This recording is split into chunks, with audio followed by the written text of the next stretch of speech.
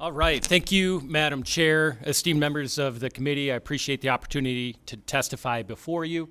I'm here to give you a little bit of background on the constitutional amendment and also to dispel some pretty inaccurate misinformation that's been going on about it. So let me start by saying, number one, I believe that it should be easy to vote and hard to cheat. I think that's critically important.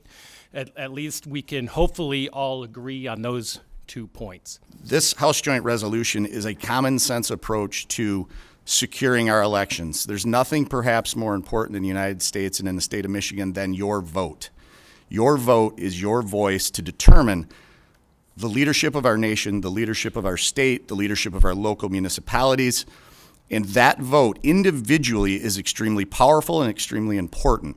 This resolution will allow the voters to affirm whether they want us to follow the law and will only allow U.S. citizens to vote in our elections. It will also help Secretary Benson clean up the voter rolls.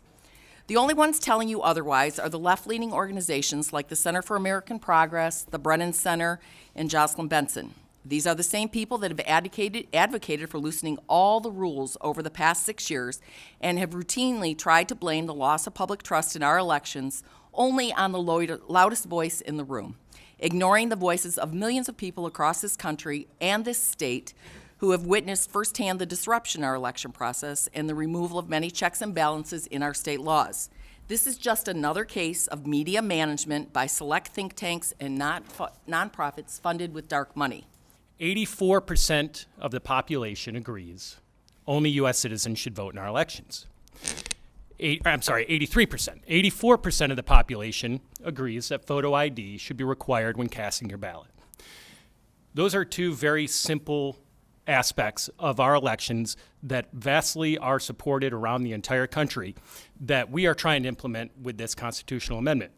This resolution merely puts into place the requirement for Michigan. Voters will verify their citizenship either upon registration or before they vote.